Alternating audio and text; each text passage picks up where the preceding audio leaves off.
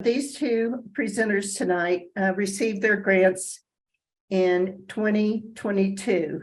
They were 2 among 6 and received grants of from $1,500 to $2,000. Their applications were submitted to our committee, and then they have been extracted and put on the website. If you open up the grants section, you can see a kind of the meat of their application without their personal details being there.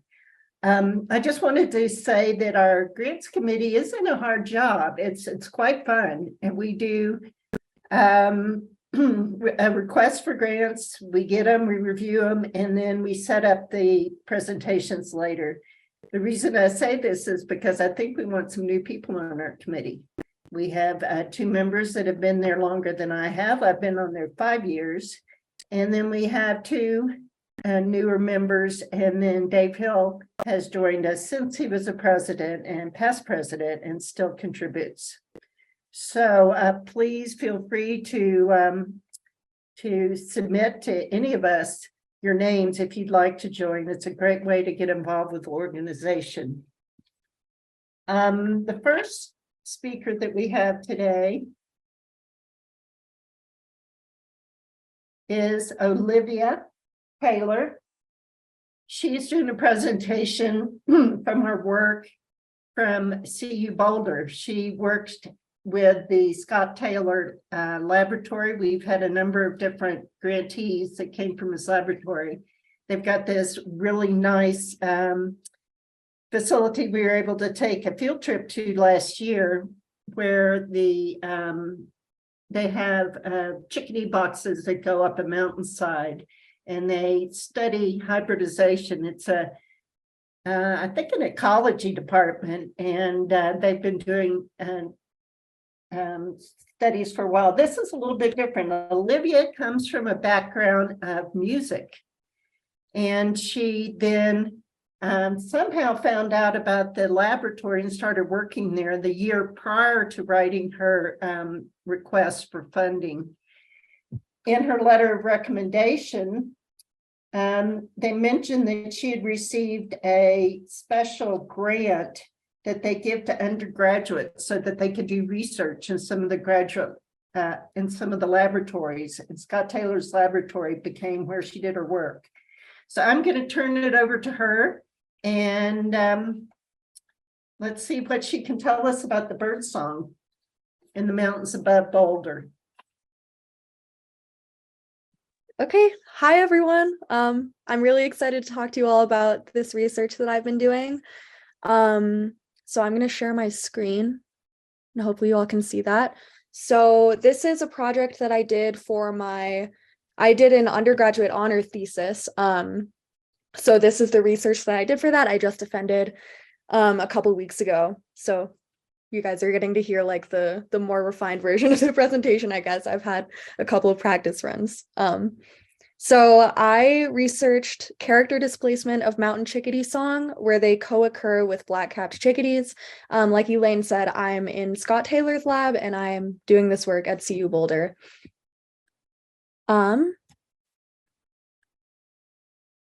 So here's a brief outline of what I'm going to be talking about. Kind of like in a traditional paper format. I'm going to be starting with the introduction, then I'm going to get into the methods, talk a little bit about the results, and then end with a really brief discussion. So first things first, species utilize a diverse variety of signals to recognize one another. They can be visual, like in the color recognition systems of these butterflies. They can be acoustic, like in frog songs and in bird songs. And they can also be chemical, so like in the olfactory signals that certain kinds of fish use, like that swordtail there. And species recognition can fail when closely related species overlap in their ranges, and if those signals aren't divergent enough. If their signals aren't divergent enough, that can lead to hybridization, which again, Elaine mentioned really quickly, which is the interbreeding between 2 closely related species. So hybridization can be costly for a number of reasons, including wasted reproductive effort, which results in no offspring. It can result in the production of inviable offspring that can't reproduce themselves, or it can result in the production of offspring with reduced fitness. So for example, here, that's a picture of a hybrid between a black-capped and a mountain chickadee, and she's incubating an empty and incomplete nest. So clearly there's some fitness cost there, something that went wrong. And when these mechanisms of species recognition fail, hybridization and those maladaptive offspring are more likely to occur. So in some regions of overlap, which we call sympatry, as you can see in like that middle region of the Venn diagram here, mechanisms of species recognition are strengthened through a phenomenon called character displacement, in which certain phenotypic traits between species will diverge further in sympatry where they overlap than in allopatry, which is regions where they don't overlap, so they're isolated from each other. And because character displacement results in more divergent signals between two closely related species, it can be advantageous in preventing costly hybridization. So in passerine birds, song is an important mechanism of species recognition, in addition to territory defense and sortative mating, which is when species prefer song, or they prefer things that are more similar to them. So when songs are more similar to other individuals, how they sing, then they like that better. But anyways, much like human language, birdsong is learned at a young age through exposure to parents or other neighboring adults. And juveniles may even learn and copy songs from heterospecific adults of different species. And we think that such a scenario may be driving the observed convergence between these two species, the melodious warbler and the icterine warbler, in their regions of sympatry. And it could also be driving the convergence of the pied flycatcher song towards that of the collared flycatcher. Interestingly, in that same study, they found that the collared flycatcher song was simultaneously diverging from the song of the pied flycatcher, and that kind of shows another potential outcome of song variation in sympatry, which is when species will further diverge their songs in order to maintain those species boundaries. So like what character displacement would predict. And this divergence has also been observed in the songs of the yellow-throated tinkerbird and the yellow-rumped tinkerbird in sympatry. So in some instances, divergence may even occur asymmetrically. So that means when one species song will diverge and the others remains unchanged. And this asymmetric divergence has been observed in the dawn chorusing behaviors of sympatric black-capped and mountain chickadees, where the mountain chickadees are diverging their behavior away from that of the black-capped chickadee in terms of alarm call frequency and in terms of their song structure. And these interspecific dominance this divergence may be predicted by interspecific dominance relations. So given the prominent function of birdsong in both mate attraction and territory defense, the thinking is that it would benefit subordinate species to sing songs that are more clearly differentiated from those of the dominant species in order to avoid potentially aggressive interspecific interactions. So basically one can predict that a subordinate species is more likely to diverge its song in sympatry, while a dominant species will likely make no change to its song. And this effect has been demonstrated on a study of sympatric populations of Darwin's finches. So the large ground finch was shown to both larger and known to bully these other species, the small cactus finch and the medium ground finch on this island where they all coexist. And, in agreement with those interspecific dominance relations, they found that the songs of the small cactus finch and the medium ground finch were diverging, while the large ground finch song was remaining relatively unchanged compared to when those species occur in allopatric populations, so when they're isolated. So now we're going to get to the species that I'm looking at, which is the black-capped chickadee and the mountain chickadee. They're two closely related species with differing ecological preferences. So the black-capped chickadee usually prefers lower elevation deciduous forests, while the mountain chickadee prefers higher elevation coniferous forests. So because they usually prefer different habitats, that allows them to have these geographically isolated populations where they don't really interact. But in transitional habitats, they can overlap, and that's where we find regions of sympatry between these species. So those transitional habitats would be in the upper elevational range of the black-capped chickadee and the lower elevational range of the mountain chickadee. And in these sympatric populations, hybridization between the two species has been observed on numerous occasions. So, and we also know that that hybridization is costly. So just keep that in mind. Both of these species also exhibit song variation. So the black-capped chickadee song usually consists of between 2 and 3 notes, while the mountain chickadee song can consist of anywhere between 2 and 6 notes, with a lot of that variation resulting from the presence or absence of brief introductory notes. And as you can see in this spectrogram, they're labeled 1 and 2 in that mountain chickadee song. And these spectrograms they're like visualizations of acoustic material. So on the y-axis, we have frequency, and on the x-axis, we have time. And amplitude, or like the loudness of the sound, is conveyed through color. So the more red the color, the louder that sound is. And typical black-capped chickadee song, it's super consistent across all of their geographic range. That's kind of what is popularly reported, is that it's super consistent. While the mountain chickadee has shown variation in its song according to elevational and geographic location. However, the black-capped chickadee has also been shown to have some variation, particularly in isolated populations like off on the islands off the coast of Massachusetts, and in discrete patches of suitable habitat along the Poudre River in Fort Collins in Colorado. So now I'm going to talk about my specific research question, which is, how do the songs of sympatric and black-capped mountain chickadee populations compared to those of allopatric, black-capped, and mountain chickadee populations? So we know that these species have a capacity for song variation, but we're wondering if maybe whether or not they coexist could be a potential driver of variation. And our hypothesis was that the songs of sympatric, black-capped, and mountain chickadees will be more divergent from each other than the songs of allopatric populations. Additionally, given evidence the mountain chickadees are socially subordinate to black-capped chickadees, we hypothesize that the degree of song divergence will be greater in mountain chickadees. So now we're going to get into our methods. Here is a map of the sampling locations that we collected our recordings from. So we recorded allopatric or isolated mountain chickadees in Truckee, California, and we had 11 individuals. We recorded allopatric black-capped chickadees in Ithaca, New York, again, 11 individuals. And we recorded our sympatric population of mountain chickadees and black-capped chickadees here, or where I am, in Boulder, Colorado.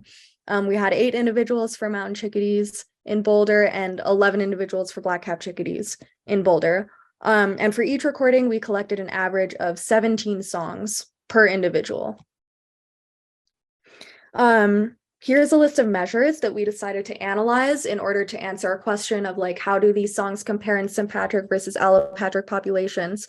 So we measured all of those recordings for these characteristics. I know there are a lot here, but the only ones you really need to pay attention to are the number of notes, which is pretty self-explanatory. It's just the number of notes per song, and the presence or absence of introductory notes. And we analyzed that via proportion of songs per individual with a certain number of introductory notes present. So in all of our recordings, there's a range of between 1 and 3 introductory notes if there were introductory notes present. So we said, okay, how many of these songs contained 1 introductory note? How many of these songs contain 2 introductory notes? And so on and so forth. And the other one that is worth noting is delta frequency, and that's the difference between the highest and lowest frequencies per note. And we did that for the first and second notes of this song, excluding those introductory notes. And now we have, here's some examples of what that analysis looks like. I did all of that on Raven Pro, which is a bioacoustic software program. And that just involved making these selection boxes around each note, and Raven would automatically calculate the measures that we included. So I actually don't know if my audio is shared right now, but I have examples of these songs, so maybe you can let me know if you can hear that or not.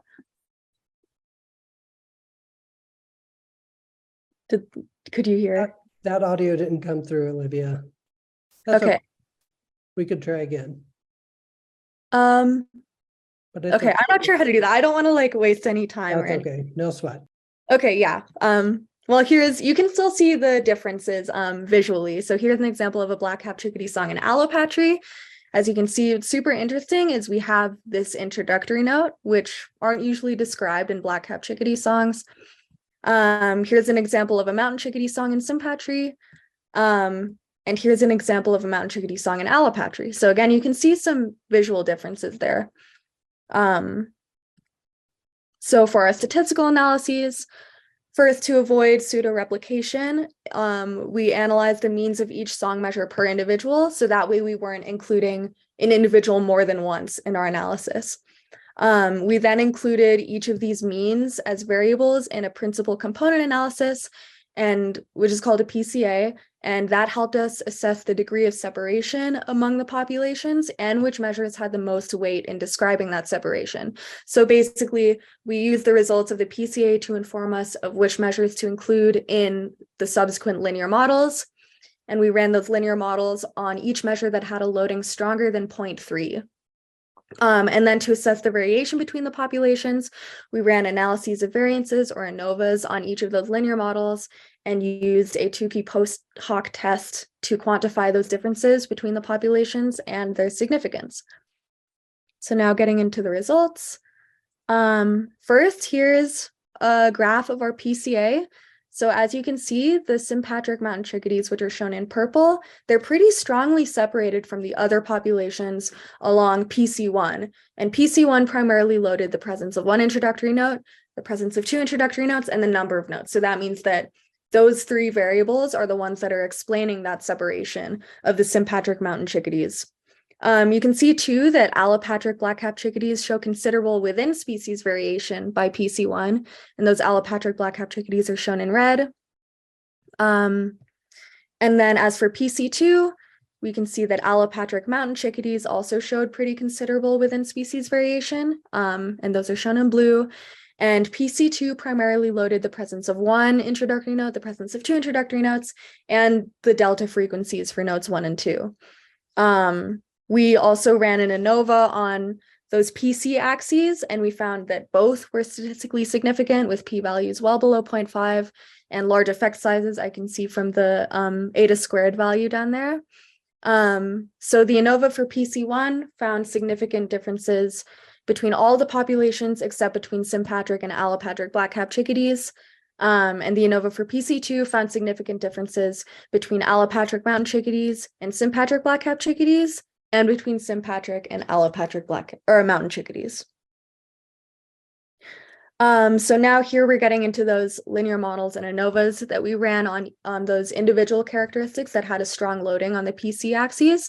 So the first one was note number, and we can see that the effects of population on note number per song, or like how you can predict note number based on population, that was statistically significant and large, the effects of those.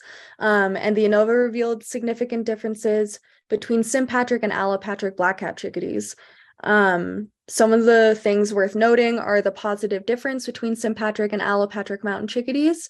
And we found that sympatric mountain chickadees produced an average of 1.43 more notes than allopatric mountain chickadees. So we're seeing a difference in their songs depending on sympatric or allopatric populations. Next, we did the presence of one introductory note. Again, as a reminder for how we analyze that, we did it as a proportion. So a value of 1 means that all songs produced by an individual contained one introductory note, and a value of 0 means that no songs produced by an individual contained an introductory note. So sympatric and allopatric mountain chickadees on average produce the most songs with an introductory note, but allopatric black-capped chickadees experience the most variation. As you can see, we have like some individuals producing no songs with an introductory note and some producing almost all of their songs with an introductory note, which again is super unusual given black-capped chickadee song.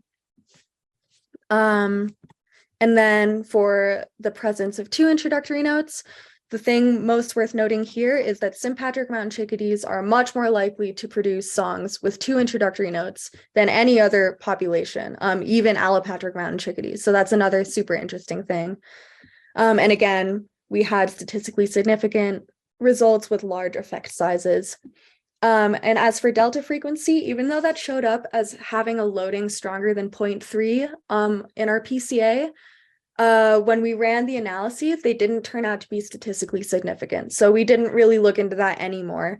So yeah, the main things that we're noting are an increase in note number between sympatric mountain chickadees compared to allopatric mountain chickadees, a weird presence of an introductory note in allopatric black-capped chickadees, and that sympatric mountain chickadees are more likely to produce songs with 2 introductory notes.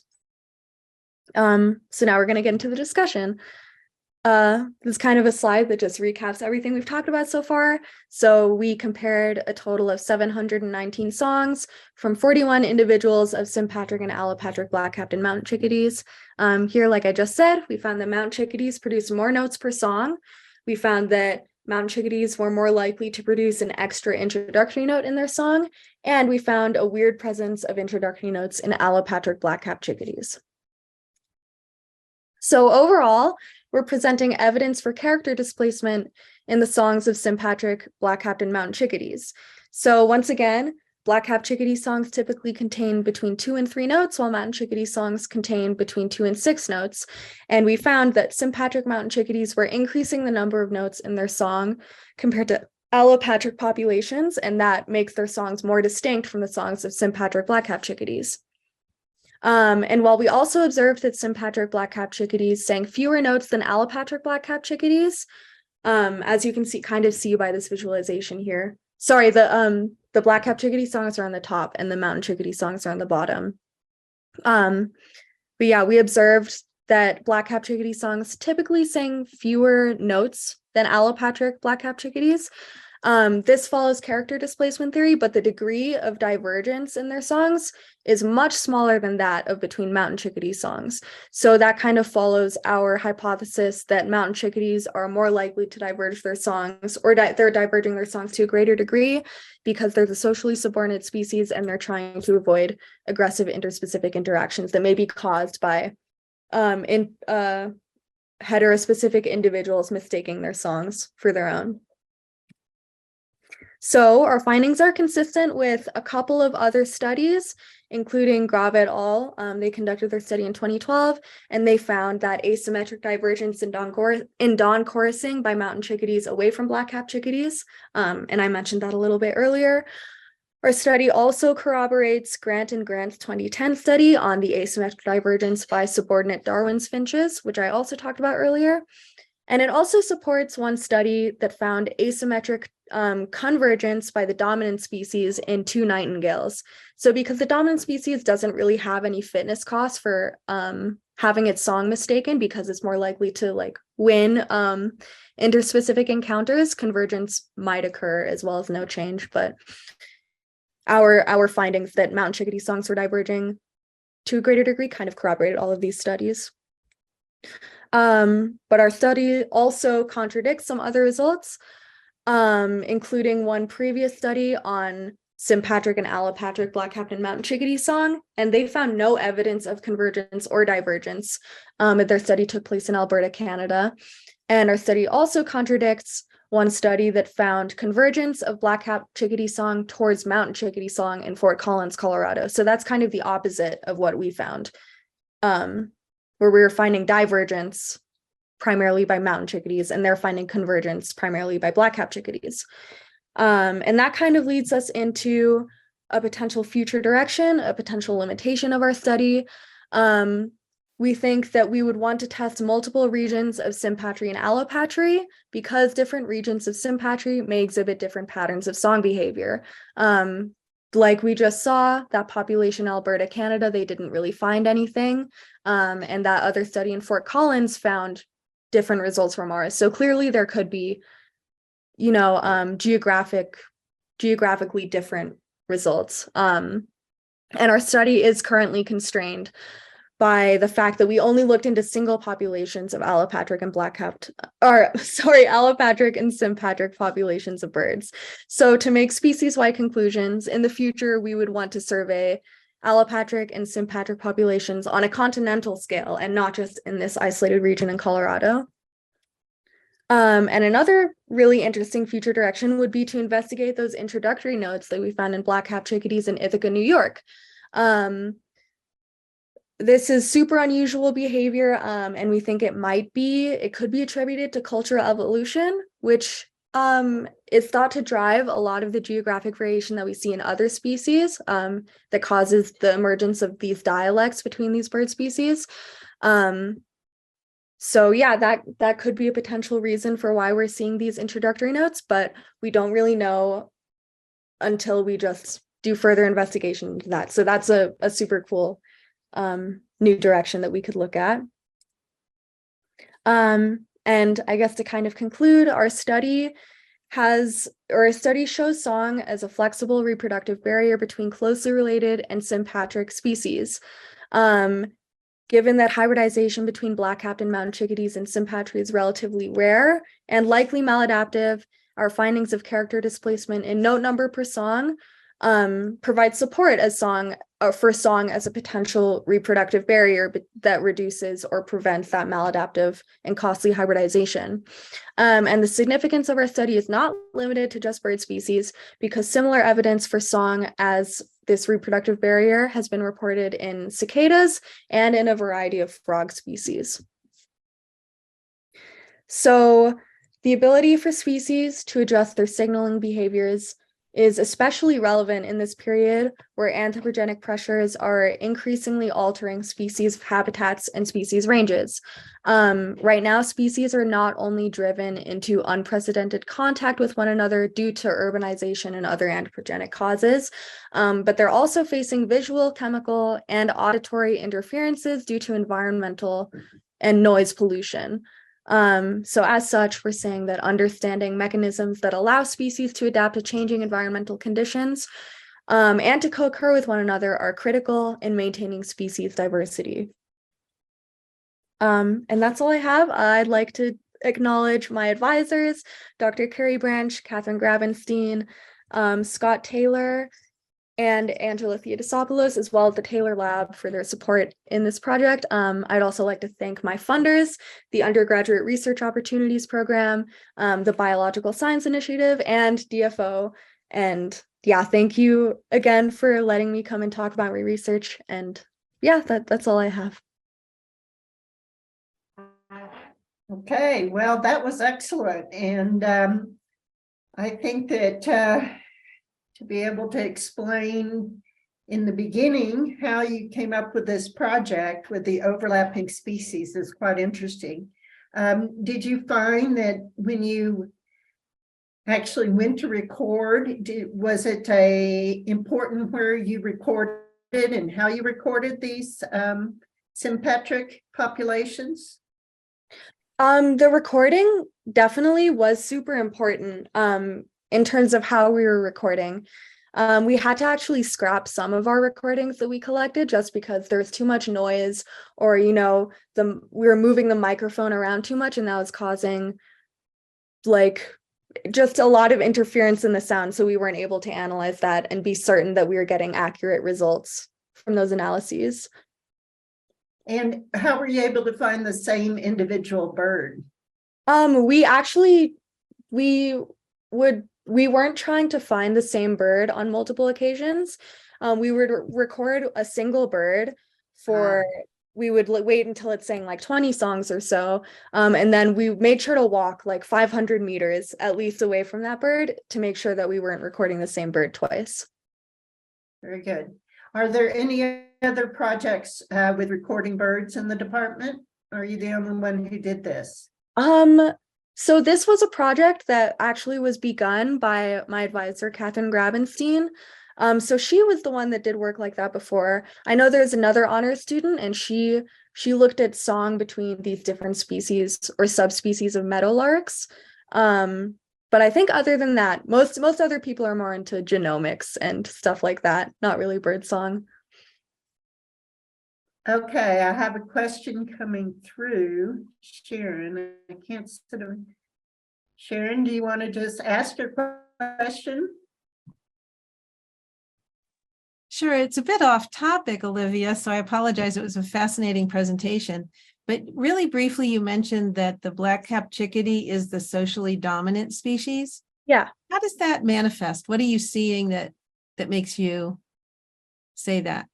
So the study that I got that finding from, they looked at feeding interactions between these birds, or like when they were interacting at feeders. So they set up these feeders and they just monitored the interactions of black-capped and mountain chickadees, and they found that, you know, if a mountain chickadee is feeding at a station and a black-capped chickadee comes and flies in, the mountain chickadee will leave. It'll be supplanted, I guess. Okay.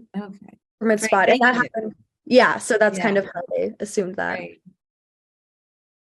All right, well, thank you very much. I think we're gonna move on to our next presenter. Thank you. So Leah Crenshaw, she is a master's program candidate. Actually, I understand she just presented her work and is now got her degree, if that's how it works. She provided this information to me. She said that she got her BA from Hendrix College in May of 2020. And there she worked with Maureen McClug and Matt Morgan studying conservation across Arkansas, including research on a frosted elfin butterfly. The ecosystem services provided by the Buffalo National River and the response of Carolina wrens to noise pollution from natural gas extraction. After graduation, she moved to Florida to work with the White Oak Conservation on the Florida Grasshopper Sparrow Captive Breeding Program before moving to Greeley in the University of Northern Colorado. And I know that in her letter of recommendation, she came with a lot of skills that she was able to put into practice in the project that she's going to tell us about now. So welcome to Leah. Thank you very much, Elaine. Share screen. Share sound. All right, can you all see a hopefully Western meadowlark on the screen okay? Yep, looks great. Fantastic. So thank you so much for that introduction, Elaine. My name is Leah, and I'm going to be talking about the research I did for my thesis at the University of Northern Colorado. And my research focused on understanding how landscape affects grassland birds. I specifically looked at how landscape affects the song and individual condition of Western meadowlarks. And I did that as part of the Benedict Behavioral Ecology Lab. And my study species, the Western meadowlark, you guys have probably been starting to see them and hear them on your birding trips around Colorado. But in case you haven't, here's a fun little refresher. And so whenever I talk about Western meadowlark songs today, just play that in your brain, that little R2D2 sound. So how did I get into research on Western meadowlark behavior? Well, first of all, I am a conservationist at heart. I'm most interested in understanding how we can better conserve bird species. And so I came to this study really wanting to understand how landscape relates to bird populations. In 2019, there was a pretty concerning paper by Rosenberg et al. That found that we've lost 3 billion birds out of the North American bird population since 1970. And for comparison, we suspect that there were about 10 billion birds in North America, individuals, in 1970. So we're down to 7 billion now. And so this figure on the left-hand side of the screen shows at the very bottom in tan what percent change grassland birds overall have shown in their populations. And so as you can see, grassland birds have taken the biggest hit out of any habitat guild. And that's also not necessarily focused in a few species. The pie charts running down the center of the screen show what proportion of species are declining. So as you can see, 75% of grassland bird species are showing persistent population declines. So then the big question that a lot of researchers have is, why is that happening? A big part of it is that crop agriculture in the United States is concentrated in the Great Plains. This has to do with the nature of the Great Plains being flat. There's a lot of quality soil there. And so it's a really good area for growing all of the crops that we need to eat. So this map shows in green shading where the majority of our core croplands, that's plowed tilled crops in the United States, are located. Additionally, we also have the majority of cattle grown in the United States occurring across the Great Plains as well. So those of you maybe tuning in from Weld County can probably recognize that that cluster of blue dots centered around Weld County is where we have some of the highest proportions of cattle in Colorado. Finally, we're not actually seeing big changes in the area of land used for agriculture. So what this figure that I have shows is a comparison between the energy and resources input for agricultural production compared to the agricultural products that come out as output. So these lines in gray and orange at the top show agricultural production as total products, which, as you can see, have gone up very consistently since 1948. But this blue dashed line that's running along the bottom of the screen actually shows the amount of land used for agriculture. So we're seeing that we need less land to produce more crops. And a big part of that is intensifying crop practices. That's really wonderful that we can get more crops out of land, but at the same time, it kind of changes how effective that land is for other organisms that use that space. Green et al. Put it pretty succinctly when they said that farming is the greatest extinction threat to birds and the adverse impacts look set to increase. And that is echoed by the UN in 2019. They released a 5 most aggressive threats to biodiversity worldwide, and land use changes predominantly for agriculture is one of the top contributors to biodiversity loss worldwide. I realized that I came in pretty hard at agriculture just then, and I want to be really clear that I am not anti-agriculture. We obviously all need to be able to eat in order to survive, and we need to have equitable food access and a lot of food to feed a growing world population. But instead, I want to point out that farming can create some really large changes to the environment. And in order for us to understand how we can conserve birds in these new anthropogenic settings, we need to really understand the mechanisms by which the bird populations are affected. So to highlight that, I want to bring up one more figure from this Rosenberg et al. Paper, this time splitting up population changes since 1970 by avian family. So I'm not sure if you guys can see my mouse on the screen, but if you can, this fourth from the bottom column, raptors, this group has shown a 200% increase in populations since 1970. So that is a huge increase in raptors. And so then the question is, what happened? To illustrate it, we're going to talk about the bald eagle, our national bird. And so when the breeding bird survey began in 1966, their populations were pretty low. We were seeing precipitously declining eagle populations. And we knew that those declining populations were associated with residential and agricultural land. However, we weren't sure exactly what about that land was causing these eagle declines.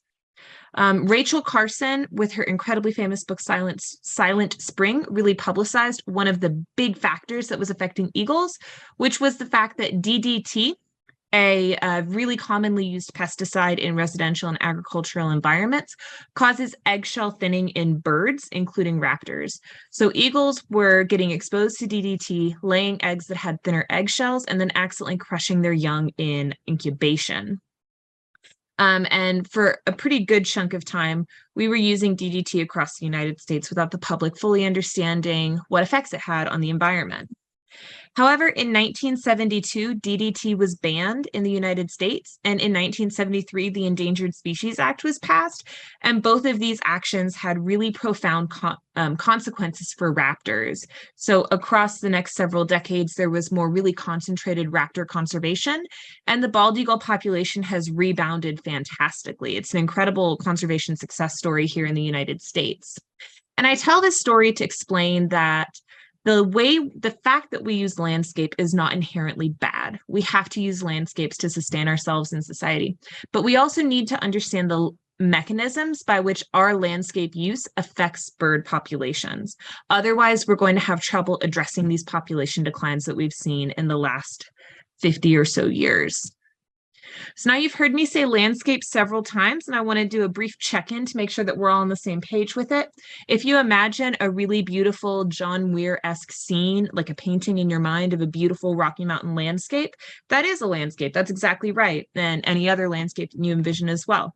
A landscape scientifically is this contiguous area that is connected by shared patterns and processes of energy and patterns in what exists in the land. So this includes things like the land cover. So here I have water, native grasses, and introduced grasses. A landscape can also be connected by things like topography of the land and by what kinds of human elements are in that space. And then finally, the climate in an area.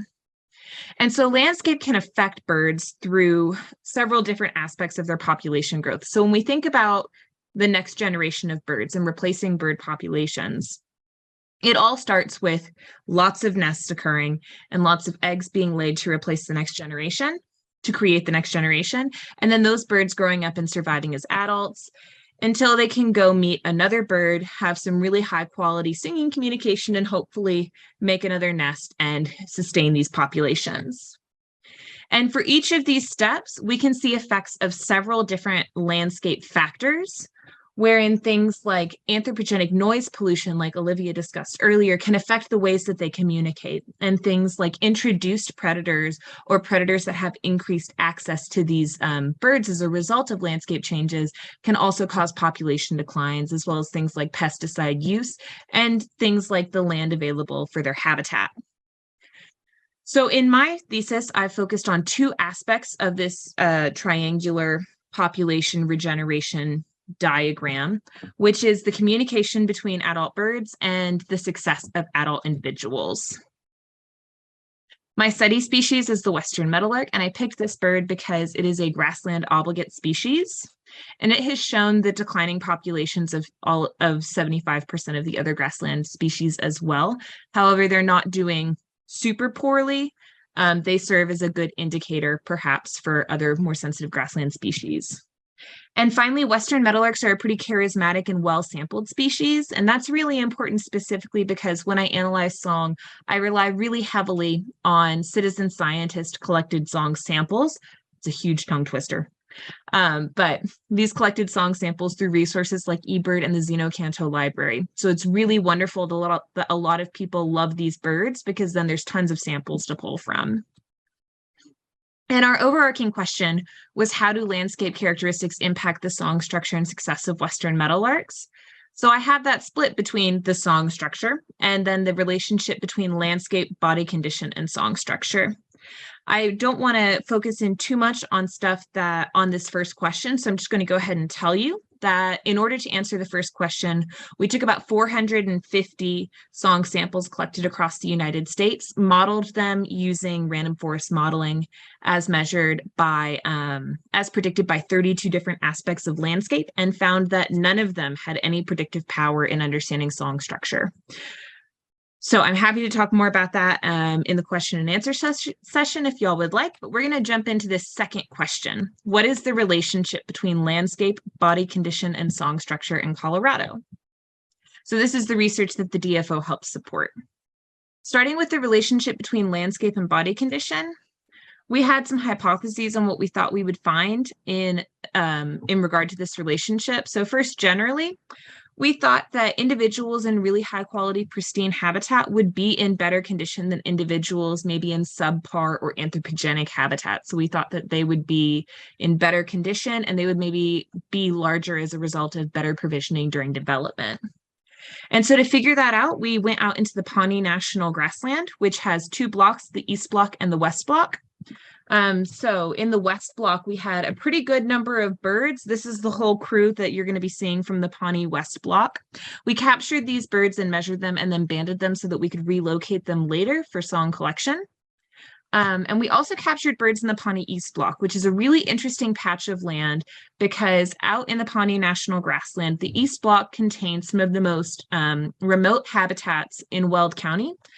And it also contains a lot of really interesting topography and tons of cattle grazing and quite a lot of oil and natural gas development. So this was a really cool area where we had a full gradient of very remote to pretty anthropogenically influenced sites. And so as a result of that, we had to get a pretty good number of birds, 13 shown here, including our only female in this study, Spitfire, who's the third one on the bottom row. We also captured and measured birds at the Poudre Learning Center in Greeley. And we were really excited to be able to use this site because the Poudre Learning Center, in comparison to the Pawnee National Grassland, is a piece of grassland habitat situated, surrounded by non-grassland habitat. So to the north side, you can see these large ponds. To the northeast, you can see this riparian corridor. To the southeast, you can see this housing development. And then immediately to the south, you can see all of this agriculture, plowed agriculture. This is a pretty small territory, so we were only able to capture 7 birds in this area. And I want to take a minute to really celebrate all of the folks who helped me with this research. So Alyssa, Holly, Kira, and Adam were the field technicians that I was able to work with over the last summer. It was really exciting to get to work with them. And I especially want to highlight them because funding from the DFO was what supported their research and their participation. So they were able to work doing this instead of working other kinds of jobs. And without them, this field season would not have been possible. And without y'all, this field season would not have been possible. So that's really exciting. I wanted to take a chance to celebrate them. Together for each bird, we measured the bill length, so the culmen, the wing chord, and then the tarsus length and the mass of each individual. And with mass and tarsus, we created a body condition index, the mass-tarsus ratio, which functions kind of like a body mass index in people. Wing chord we used as a metric as a proxy for overall bird size. And culmen we were interested in more to understand the relationship between culmens and their singing behavior. But you're going to hear about some interesting results we found with that later on. So we collected landscape data from all 29 of our banding sites. And so using ArcGIS and some remotely sensed data, as well as some data that gets maintained for national security reasons, actually, we were able to measure the distance of each banding site to the nearest road, to the nearest oil and gas developments. We were able to measure the wind speed at that area, and also what proportion of the land cover surrounding the banding site was herbaceous grassland versus other kinds of land cover types that maybe aren't high quality habitat for western meadowlarks. And then we also measured the distance between these banding locations and water bodies like lakes and streams. So jumping right into our results, we found that birds had higher mass-tarsus ratios, so they were a little heftier, more meat on the bones, the further they were away from lakes and ponds. We think that this might have to do with reduced competition with other birds for food resources. So western meadowlarks are pretty highly specialized to living in some of these dry grassland habitats. So it might be that when they are further away from large bodies of water, they are able to be more comparatively successful because there's not as many other kinds of bird competitors. So things like yellow-headed blackbirds or red-winged blackbirds are probably not going to be as common really far away from these water bodies. We also found that their culmen length varied with landscape. So birds that were closer to both primary and secondary roads had longer bills, and birds that were living in environments with really high grassland land cover had longer bills. We think that this might have to do with their feeding behaviors. Like many blackbirds, western meadowlarks will sometimes feed by gaping, where they have their bills and they drive them into the ground, open their bills, and by doing that, they can expose like grubs and bugs that are living under the ground. So we think that maybe variations in how often they're using this foraging strategy and the substrate that they're using this foraging strategy in might affect things like culmen wear, but we were really surprised by this. So also, if anybody has any hypotheses about what's going on, I would love to hear them because I think this bears a lot more investigation. Finally, we found that birds had larger wings closer to rivers and streams and further away from oil and natural gas developments. We think that this has to do with the birds, larger birds being able to hold territories that are closer to stream resources. I'm so sorry, that was my cat in the background. And perhaps further away from anthropogenic features like oil and natural gas wells. So then jumping right into these overarching conclusions, they were chunkier further from lakes and ponds. They had larger culmens by roads and in homogeneous grassland landscapes. And they had longer wings and probably overall larger bodies away from wells and closer to rivers. So then we're going to jump into song structure. We had some hypotheses for this as well. We thought that, first of all, per the honest signaling hypothesis, we thought that birds with larger bodies would probably be producing lower frequency songs, whereas birds with smaller bodies would be producing higher frequency songs. So in the same way that we would expect a Chihuahua to have a higher pitched bark than a Doberman, we would expect that these birds could be communicating their size by the depth of their vocalizations, because of the length of their vocal tracts. We also thought that there may be some physiological limits of song production. So this is kind of getting into why we measured culmen. Birds that have longer bills have more, like that they just have to mechanically move around while they're making these really fast frequency modulations and temporal modulations in their songs. So we thought that birds with longer bills might have lower note rates than birds with shorter bills. To measure this, we relocated our banded birds that we measured and were able to collect a total of 95 song types from 26 individuals. 3 of the individuals that we had banded declined to sing and participate in this part of the study. So we only used spontaneous recordings where the birds were just singing already and we snuck up on them, so we could not induce singing. And then with each of those song types, we measured the minimum and maximum frequencies, the inflection rate, and the number of flat notes. So I'm really lucky that I got to go second because Olivia already explained spectrograms really well. We have time on the x-axis, frequency on the y-axis, and then the intensity of the shading indicates where the notes are located, where the birds are investing a lot of energy. So Western meadowlark songs have a flat note section and a warble section. And in the warble section, we measured the minimum and maximum frequencies. We also measured the number of flat notes that the birds used. And finally, we tracked along the peak frequency contour where the inflection points are. So what this measurement does is it tracks where the birds take the general pitch of their songs from an increasing to a decreasing or from a decreasing to an increasing frequency situation. And we tracked how many of those they could fit into the warble. Jumping again right into those results, we found that the inflection rate was lower in birds that were in better condition. So these heftier birds with higher mass-tarsus ratios were singing a little bit slower, which was not what we expected. And we found also that this was a pretty small effect size. We also found that in line with our hypothesis, birds that were overall larger and had these larger wing chords were singing at lower frequencies. But again, this was a pretty small effect size, which surprised us considering the amount that the honest signaling hypothesis is conserved in other species. So overall, the larger birds sang lower and the better conditioned birds sang slower, but these effect sizes were pretty small. So we found that Western meadowlark condition is affected by the landscape, but that these effects don't seem to carry through to their songs. And so in answer to our second question, landscape impacted body condition, but body condition did not impact song structure very much. And to try and figure out what this means, I want to take 1 minute to go on a little diversion into another study on spragues, pipits, and Western meadowlarks. So Rogers and Coper in 2017 found that when there's oil and natural gas development in an area, if spragues pipits are there, they will actually leave the area. They become less abundant in these environments. Whereas Western meadowlarks respond to the exact same architecture in an area by becoming more abundant. We think that this has to do with the fact that spragues pipits perform flight songs in their breeding displays, whereas Western meadowlarks are really well known for wanting to perching up on human infrastructure so that they can get a really good view and singing perch for their vocalizations. This was especially interesting, though, because we found that larger birds seem to be avoiding oil and natural gas wells. So what are the key takeaways?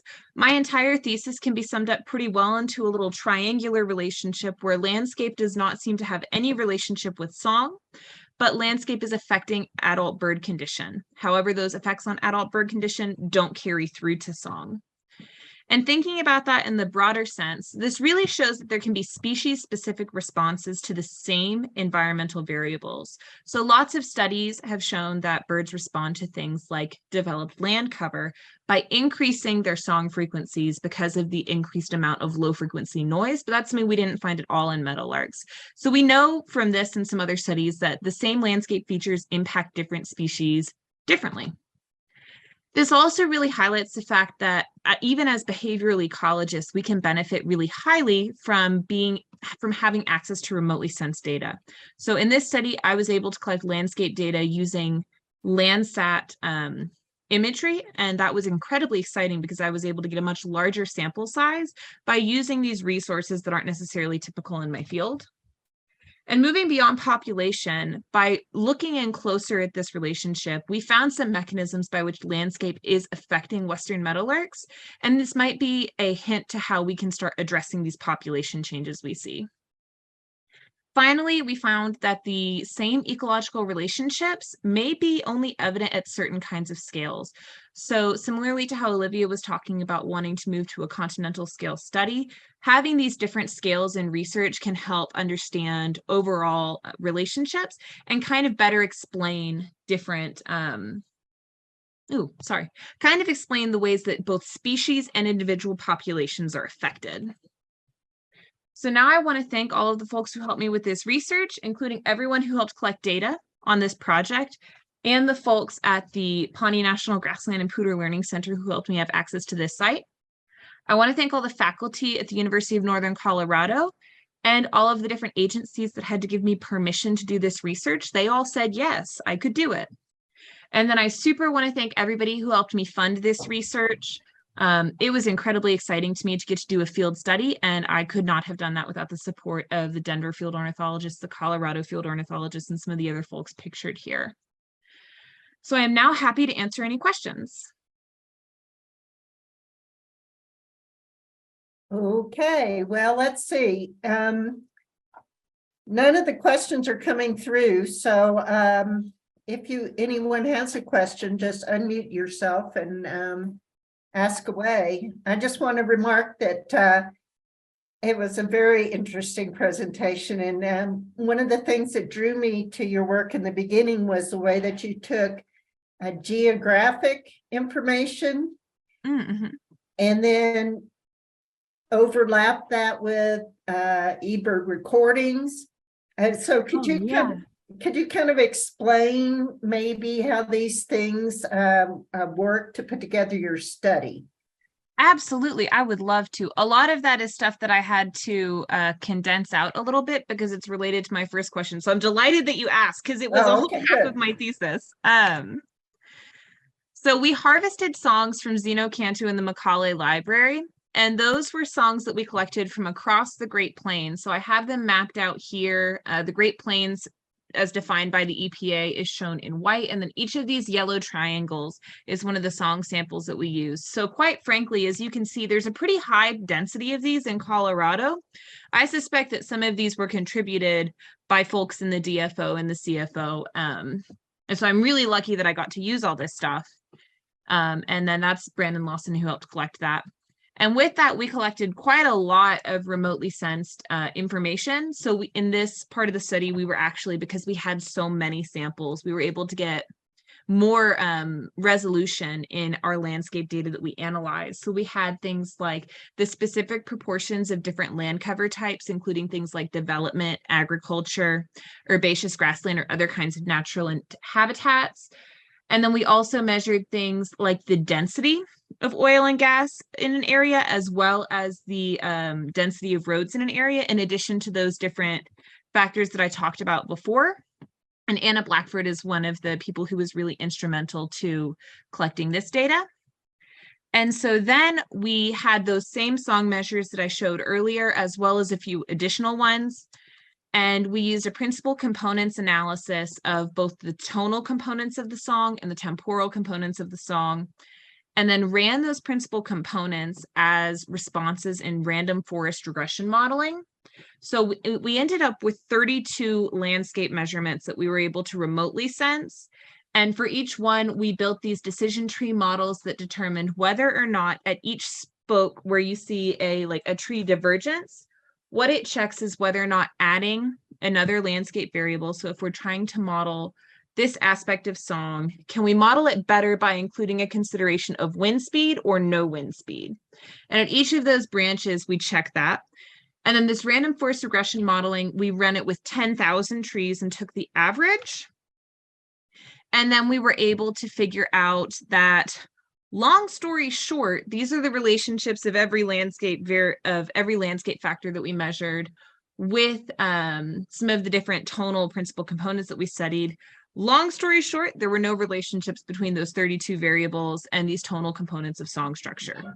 So I realize that's a ton of work for a sort of less than exciting finding, but I thought it was really cool because there have been lots of studies that show like really groundbreaking, well-beloved, almost canonized studies that show things like birds are singing at higher frequencies in more anthropogenically influenced environments, or some of the Morton studies that show that birds that are living in denser habitats are going to be singing at lower frequencies than birds living in open habitats. So the fact that we didn't find any of that was kind of really startling for us, and also kind of exciting because it shows that there's a lot more going on than we necessarily knew initially. But that's how I used all of that data. And then with this second study that I talked about today, I really wanted to zoom in and understand why all of that happened.